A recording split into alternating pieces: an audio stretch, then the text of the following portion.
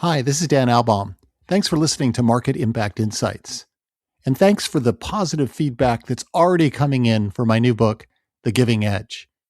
Through the compelling real-life stories of 37 remarkable humans who show a giving mindset brought every day gives back exponential returns in business and life, people are feeling inspired. They're feeling motivated on how they can give more of their time, their resources, their intelligence, and their support to others.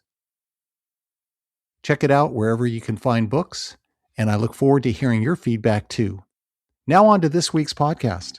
Welcome to another edition of Market Impact Insights, your podcast source for business leadership perspectives to help your business grow. Hear from experts in marketing, sales, business strategy, and more, with practical advice for business success. Make sure you won't miss the latest episodes by visiting marketimpactnow.com. Now, here's your host, Dan Albaum.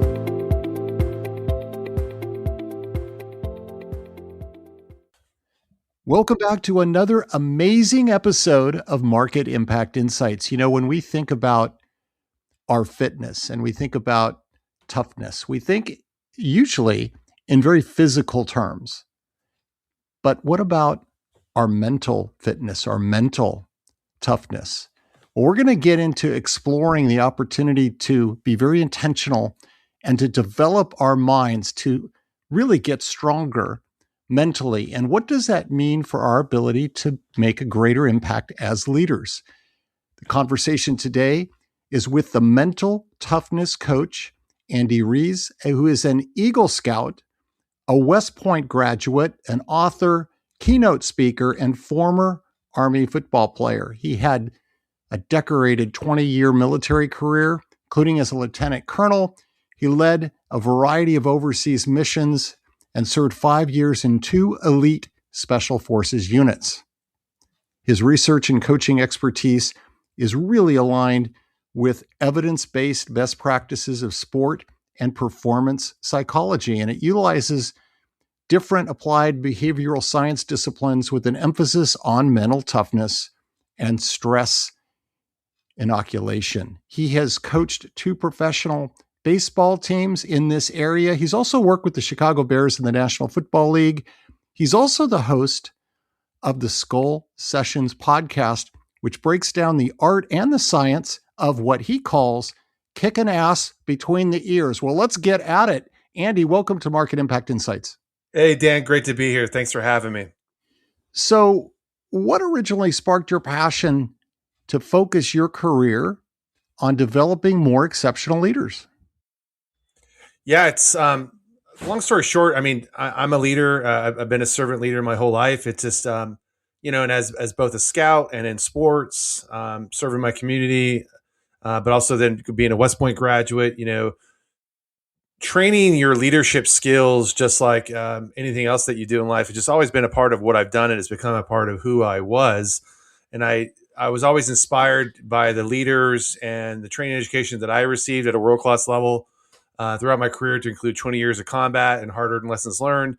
The back half of my career was really about helping develop the next generation of leaders through both teaching and through education. And then when I retired from the military, I quickly realized in the civilian world that not everybody trains their leadership skills the same way that I did. And I wanted to pass those lessons on to the rest of society. And so for me, I started to really focus in on those intangible attributes of leadership, like confidence despite setbacks and concentration amidst distractions, and being goal oriented and disciplined, and being able to deal with stress and pressure. But really what it all boils down to, Dan, is about making decisions and being an effective decision maker in terms of not only how you influence people, but then how organizations can also lead. And that's where I'm at now, is moving from a coach to an architect who trains and educates people about leadership and mental fitness as a system. Mm-hmm. And it seems like we're at a point in history, unlike others, where maybe that natural stress level of just any leader that's just trying to be as productive as possible and to have the influence and lifting others, that maybe it's never been harder than it is now, just given a lot of the unknowns, what's happening out in the world, what's happening in the global economy, competition. It just feels like we live in a stress heavy world right now. Oh, for sure. I mean, it's stress is probably the number one cause of not only a lot of health issues at the individual, but it's also affecting people's bottom line in organizations. And I think that leaders play a key role. But also this idea of, again, leadership as a collective process that's owned at the team and organizational level.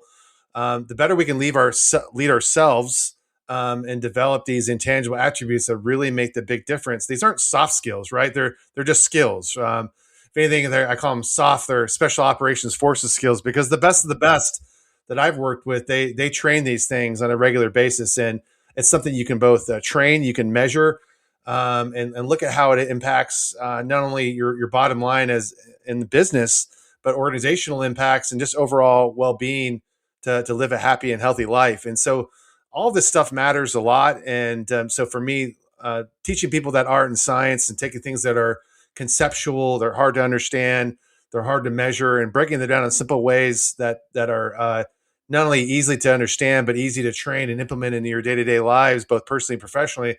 It's something I care deeply about, and I want to continue doing until I can't do it anymore. Mm-hmm. And when you reflect on your own personal journey, what's been some of the biggest learning you've taken from it? And have there been surprises for you along the way? Oh, I mean, so many surprises, right? I mean, that's the fun of life. I think for me, you look at my resume, and I'm not my resume, right? You see all the highlights. It's kind of the way the world is right now through social media. You look at all the peaks, but you don't look at all the valleys and the swamps and the deserts that you've been through. And for me, like, part of my life philosophy is deliberate discomfort. This deliberate discomfort. It's the title of one of the books I helped co-author with my friend Jason Van Camp and a whole bunch of other world-class, American heroes and great people who are in the behavioral sciences and coaches and trainers. And for me, the hard times and the failures that I've had in my life are the things that I carry with me the most, because I've had to learn those hard lessons not only once, but sometimes multiple times, unfortunately.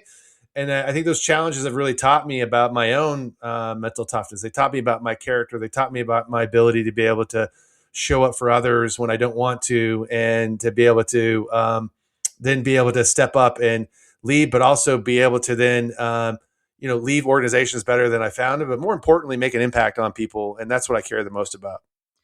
Yeah, when I've thought about this, Andy, and it seems inevitable that in life there are going to be moments when we fall down, sometimes totally by accident. We're not expecting it. We'll trip. We do. This is the analogy, and we fall down. We hit the ground. I guess the difference is of how can we make sure we don't fall down and get into quicksand, which kind of That's right. then doesn't enable us to get and move forward, right? And so have you seen that analogy play out? Oh, 100%. I mean, I think going back to give you a concrete example, I think how I found sports psychology. I was a cadet at West Point my sophomore year. And I was talking to myself like I am my own worst enemy. I wasn't like clinically depressed or anything like that too. I just was really struggling. And football was my solace. It was my getaway from everyday cadet life. You're 47-month crucible trying to become an Army officer, but I'm playing football at the highest level. I've got really difficult Ivy League academics. I've got the military regimented lifestyle, and I'm just kind of drowning not only in the stress and the pressure, but this comparison with, my classmates who were some of the best people, America had to offer. And so my coach saw me struggling and luckily sent me to the West Point Center for Enhanced Performance. And that's where I started working one-on-one with a coach. I thought I was automatically tough because I was physically tough, and I was wrong. Mental toughness is a learned behavior. That is a set of skills. And I started learning these mental skills, and that helped me move from surviving to being more resilient, and resilient to be thriving, and not only to graduate, but get commissioned as a field artillery officer in 2001, and that was just 100 days before 9/11 happened. So I got through one gauntlet, turn around just to go through another one. 18 months after that, I'm leading a platoon of soldiers into Iraq for the first time in the infamous Thunder Run across the deserts of Iraq. And, here we are, we were fighting the previous war, which was Desert Storm, where we were there 100 days. We kicked their butt. We came home. And this wasn't the case. An insurgency showed up, and we're now fighting an enemy that doesn't fight fair. and we're having to adapt and overcome in real time. And I think when we eventually deployed, I was able to bring everybody home. I was very fortunate. As we were getting ready to go back again, I quickly realized that, hey, I've got to learn how not only train my own mind, to mentally prepare for combat again, and, get ready for an enemy that doesn't fight fair, but something we haven't trained for, knowing that things are going to evolve quickly on the modern battlefield. But how do I also get my soldiers mentally prepared for what we're up against, knowing that it's not going to be the same as the first time? And for me, I realized that I had an inkling and familiarity with mental training, but there's no way I knew how to be able to train my soldiers. And also I was battling a lot of stigma. We didn't even call it mental health. We called it behavioral health. There was limited services. People thought that was going to ruin your career. It was for, it was for if you have problems. And, so it just was a lot of challenges, and that in a small way kind of planted the seed that turned into this tree that I'm, cultivating right now as a practice. Is that how do you train more leaders on not only how to be, mentally fitter themselves in terms of this spectrum of health, resilience, and performance that we all go back and forth on, but how do they, train their people and their organizations to be mentally fitter? And that could be that could really be the competitive edge, both personally and professionally. So those are just two of the examples of early challenges in my career. I mean, there's so many that I could write a failure resume about it, but some of the challenges that I was able to overcome, but also things that, hey, I just really had to learn the lesson and leave the event. And but those things really shaped me to who I am today. Mm-hmm. And as you work with the sports teams and the business leaders now, what have been some of the most important transferable skills you've taken from your military service? Sure. I mean, the first one is, a lot of people think that military leadership is easy because you have authority, right? And you have rank. And we kind of we have a very limited, most of the civilian population who hasn't served kind of sees the lens of the military leadership through movies, right? And, you got the drill sergeant, or you got the officer who's, not only follow me, but hey, do what I say, and, do what I'm told from a historical lens. And there was a point in time where that structure of the officers being the educated class and the conscripted enlisted soldiers being the lower class, where that compliance was necessary, especially in the heat of battle. But we have the most educated, most experienced volunteer force in the world. And, humans need autonomy. They have agency. They have compliance doesn't lead to commitment. And so I think what I've had to learn, especially as a more senior officer and working with more elite populations like special operations, is it's the art and science of extending influence beyond yourself. And that's not just about commitment and giving orders, which is about compliance and about discipline, but how do you leverage people's motivational systems to want to make the choice to really own a decision and go execute violently with disciplined intent. And those are two different things. And I think those are using emotional intelligence is another thing that really helped me with that, from Daniel Goleman's work. So I call it thermostat leadership, which I think is kind of like the fundamentals. So one is, self-awareness, two is, self-regulation. So the more aware you are of yourself, I call that half the battle to be an effective leader, right? If you're more aware you are of yourself, knowing we all have blind spots, and we seek to be able to close those blind spots, the more likely we are to be able to self-regulate in terms of how we think and how we act with all kinds of different techniques that are out there. But then beyond yourself, it's situational awareness, it's environmental awareness, it's understanding others so you can gain more empathy, how other people think and feel, and then understanding compassion and what you could do about it. And that leads to the action piece of what you could do as a leader, in terms of like, hey, how do you really influence people towards common goals? And how do you multiply that influence, from a small team to a large enterprise level organization to where now leadership becomes a system and not just based on an individual. So those are just a couple of the examples. I think the third one I would say was really important that I carry with me is really the character piece, which I think is the foundation of all high performers and effective leaders. And I really teach and focus on, the idea of identity, and something I went through as I transitioned from the military and different careers and figuring out who I am and not just what am I going to go do, what kind of job I'm going to get, where am I going to go with my family, but who am I? And slowing down to answer those questions in terms of what are my values, what are the things that really matter to me, those principles that identify the core of my identity. What are my beliefs? Those are the prescription lenses that dictate, how I see myself and others in different situations that can both help me and hurt me. And then that affects my motivation, my internal and external drivers that drive my high performance engine. And then your purpose, your why, both the lowercase whys of why do I, hey, why do I brush my teeth every day? Why do I make my bed every day? Why do I, why do I do what I do? But also the existential whys. I call those uppercase whys. Hey, that are more like, hey, what's my life's purpose? The Japanese call it the ikigai. And I think when you combine those two things, it helps really drive your attitudes and your behaviors. Again, it's the foundation of who you are that goes into it too, and it affects your moral and ethical decision making, knowing right from wrong and how you treat people. And so I think those three things I would say with me. Again, character, having to do with emotional intelligence, but also understanding the difference between compliance and commitment. Mm-hmm. And I heard several foundational pieces of servant leadership as you were describing 100%. Some of that transferable skill set into now the leaders you work with today. And you are working with so many of them, and you've got this really broad view of the landscape and what's going on out there. Andy, what are some of the most common mistakes that you see leaders make when they're trying to make a more positive impact with their teams? Yeah, I think one of the traps that we get into is that, going back, pulling on the servant leadership piece, is that we think about, it's the whole idea of the selfless service, and I have to put the needs of others before myself. And a part of that is true, but I find that a lot of leaders fail to lead themselves first. And what I mean by that is that they're not taking care of themselves, not only mentally, of course, because that's my world, and emotionally, but physically, socially, spiritually, and their culture piece too. But you have a hard time really caring for and positively influencing others at any level, at any scale, if you can't take care of yourself first. And that's a paradigm shift, especially for a lot of people who have that service related background.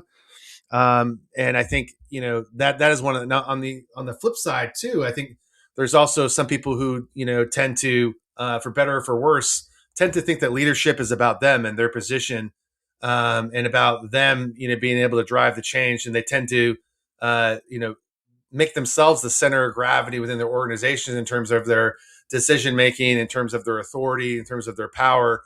And then that leads them to burnout or dysfunction because they're failing to delegate, they're failing to empower other people within their organization. So I think the two biggest mistakes I see are those polar opposites in terms of giving too much of yourself to where you are, you're spreading yourself a mile wide and an inch deep, and you're burning yourself out. And the other side is, hey, you're centralizing everything around yourself. And I'm not talking about like narcissistic tendencies, but you're making it about you and me and not making it about we. So those are kind of the two biggest trends that I see right now, that in addition to just dealing with stress and pressure overall.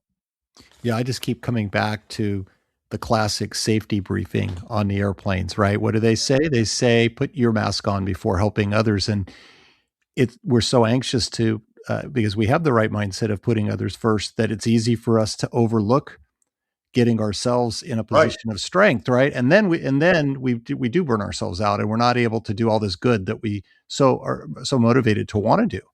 Right.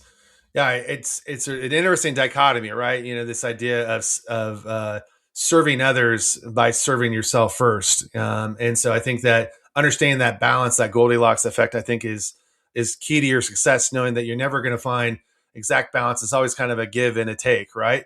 And also it's a balance between those domains of taking care of yourself, mentally, may need more demands versus physically may need more demands versus socially, spiritually, or even your professional craft, right? And I think what we tend to do is we tend to drift towards the things that get measured, get managed.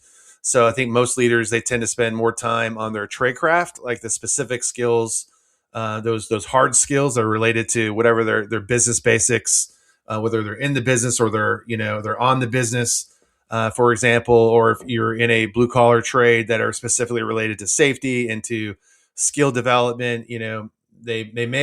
We We knew a lot more now about the physical side. That includes, say, our movement, and to include exercise, our strength and conditioning. That includes our sleep or our recovery and our nutrition. We have a lot more awareness than we did, many, many years ago. But the things that are, again, the things that carry the day that elite populations do, whether you're an athlete, you can still train like an athlete. They find ways to get a competitive edge by leveraging those intangible attributes that I've talked about. They're leveraging the mind, they're leveraging their team, and they're leveraging their character to really be the X factor to help themselves and their teams, gain a competitive edge in the marketplace. Well, you're so passionate about the importance of mental strength versus just focusing on our physical strength. Can you share a little bit more about what does it mean to be mentally strong? What goes Yeah. into that?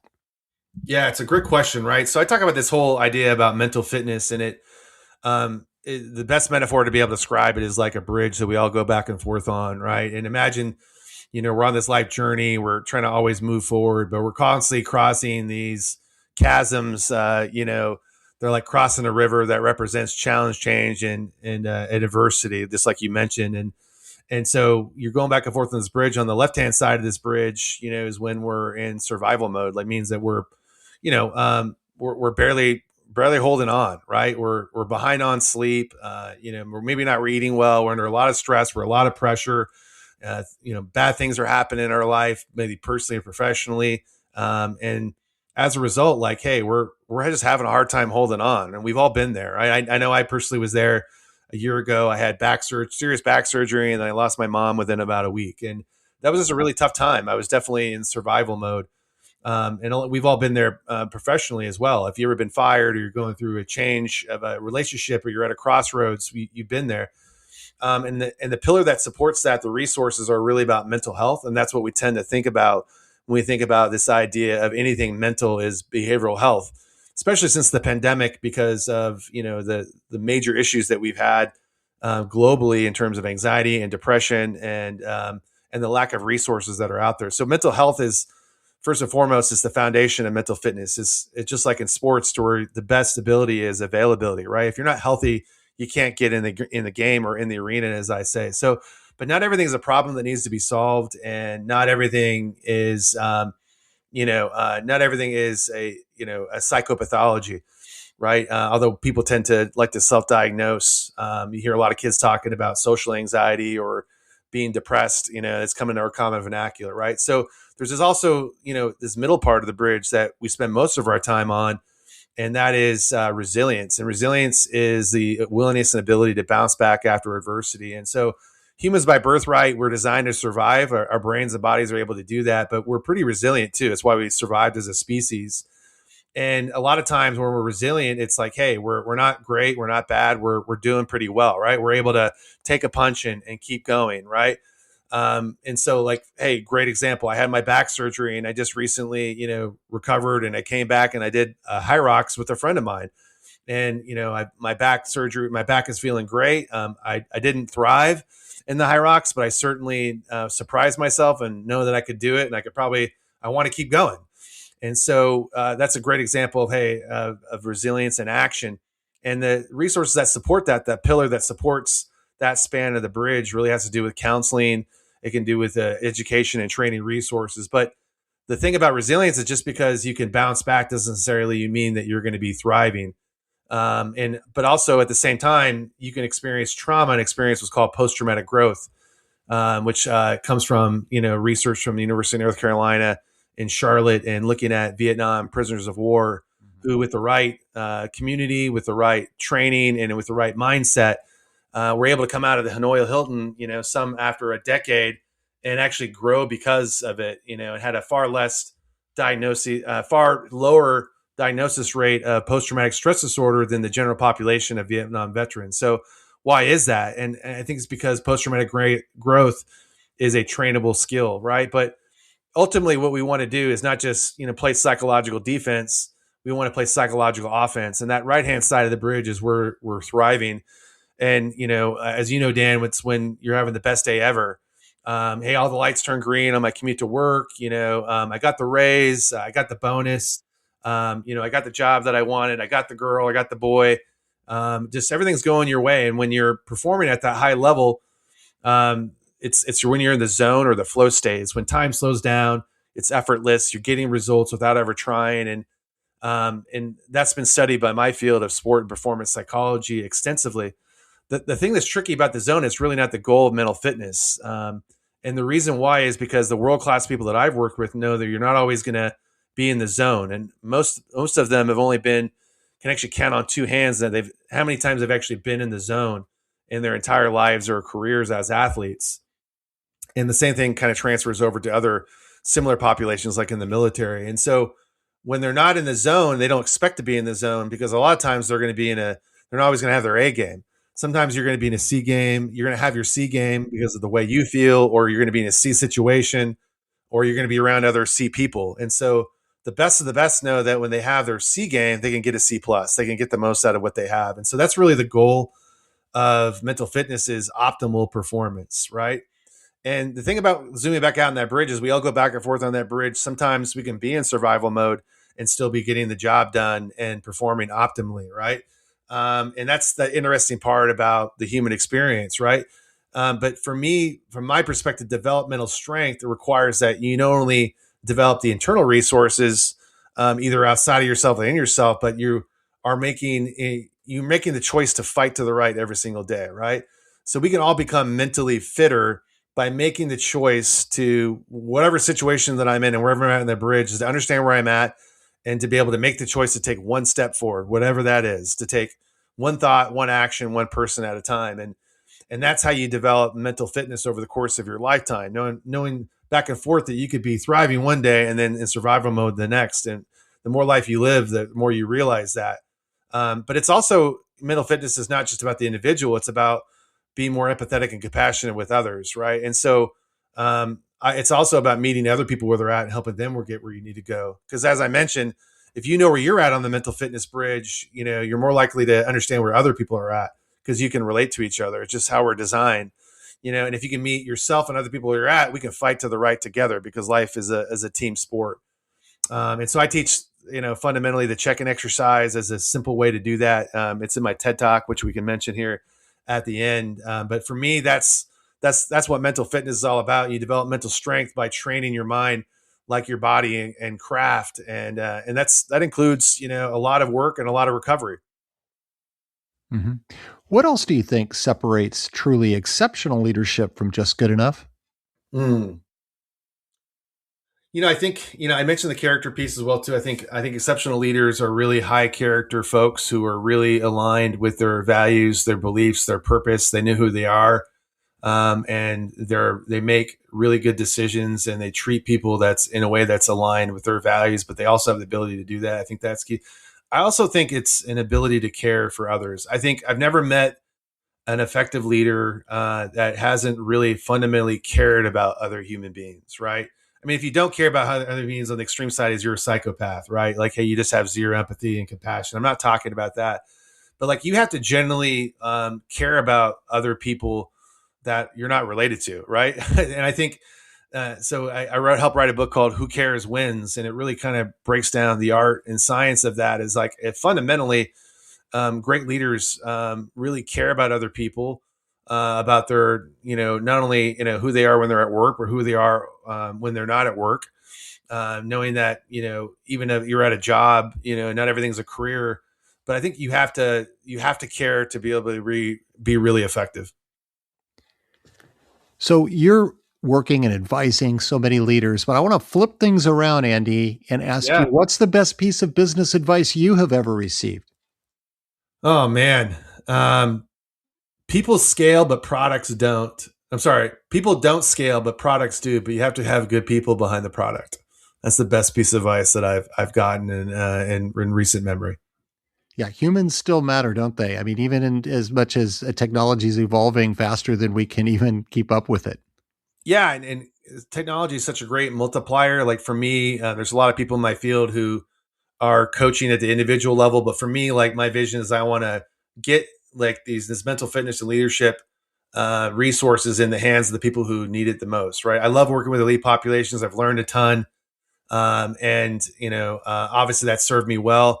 But for me, I'm at a phase now in my life and career where I want to get this in the hands of people who don't have access to it, who don't have a Coach Andy in there, but they can get one in their pocket. And technology allows me to be able to scale, not just like, for example, the Bears. I could work with, a whole bunch of high school programs or colleges that don't have that. I could work with law enforcement and corrections officers here in the state of Texas. I can work with referees, like, who need it. These are just some of the three populations that I'm exploring right now. So I have to have a platform to be able to scale, to be able to do that. But at the same time, humans haven't evolved fast enough to just rely solely on technology to really learn, those people skills, and bring them to life. And so I'm really trying to find that balance, in terms of how I build and operationalize my system to make an impact. When you think about the future, what's making you optimistic? Yeah, I really think we're on the cusp of what I call a mental fitness revolution, Dan. I look back, I'm a big student of history, especially military history in my previous life, but I'm also the history of health and human performance. And, when I was with the Bears, there's one of my predecessors on the strength and conditioning side is the original strength and conditioning coach in the NFL, although he sometimes doesn't get credit. His name's Clyde Emmerich. He was an immigrant who became an American citizen, and he became, an Olympian, weightlifter. And then in the 50s, obviously the Bears were a really good, one of the first original franchises led by George Papa Bear Hallis, who was both a player, owner, coach, and general manager. And, he was always trying to, like a lot of leaders, trying to find an edge, trying to innovate. And I think that's a mark of a good leader. But one of the ways he saw some of his players in Chicago were coming back, after their off season, with more muscular, they're bigger, faster, stronger. I was like, hey, what have you guys been doing? And I said, well, we're working with this guy named Clyde Emmerich, this Olympian. He works, trains us down at lifting weights down at the YMCA. He's like, lifting weights, and it was interesting at the time. We thought that lifting weights made you bulky, it made you slow, and it made you less mobile, right? And so it's hard for us to think about that. That wasn't that long ago. I mean, in the grand scheme, that was 75 years ago, right? So there was a time where we can't even imagine not having strength and conditioning coaches at the elite level of sport. We can't imagine. You think about how big that health and fitness industry is with 24-hour gyms and home gyms and, all the wearables and all the awareness we have about the body. And that has really kind of like ushered in this physical fitness revolution over the last 100 years. And I feel like we're at the cusp of a mental fitness revolution, to where I feel like, we're going to start, the more we know about the brain, we know more about the brain in the last 20 years than we have in the last 200. And really the science and the practice is starting to catch up to more people are realizing that how important it is for both individuals, leaders, and organizations. And I'm just proud to kind of be on one of the big wave surfers that's riding that wave and pushing it out to the horizon. Do you have any other final advice for leaders to bring the best version of themselves to their teams every day? Yeah, I think you gotta lead yourself first. I think every day, you should be, asking yourself, how can I make myself better and make my people better, right? And that doesn't mean that you're never satisfied. You don't celebrate the wins. I certainly advocate for that, but I think that's that Kaizen principle of trying to constantly compete and push yourself to be the best version of yourself so you can better lead others. And I think that, the more self-awareness you have, the more ability to self-regulate yourself. Again, going back to those principles, the more likely you're going to be aware of others and situations, the better you're likely going to be able to influence others. So it starts with yourself. And so the more you can train your mind like your body, but also still do them in tandem, the better off you're going to be. And that's my challenge to all leaders, no matter what your level or experience is. Andy, where can people find more about you? Sure. Thank you for asking. So the first and foremost, check out my TED Talk.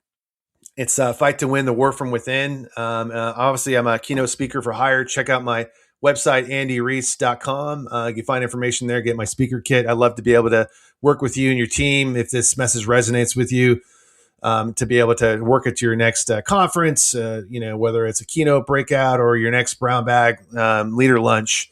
I'm happy to support that as well, too. Be sure to check out my company website, which is Designed to Perform, DESIGN, 2TOPRFORM.org, Designed to Perform. That's my coaching website, to be able to look at my services there. And the last one is be able to listen to my podcast, as you alluded to, which is Skull Sessions. and that's the art and science of kicking ass between the ears. You can find us on Spotify. We'll soon be out on Apple Podcasts, and the website is then schoolsessionspodcast.com. Social media, I'm most active on LinkedIn, and I'm also on Instagram. Best ways to be able to find me. So many ways and so much good stuff there. Andy, thanks again for joining, sharing your amazing journey of impact, and reminding all of us that getting fit mentally is so important and foundational to living our best lives. I really enjoyed the conversation. Thanks, Dan. Appreciate you. Have a great day.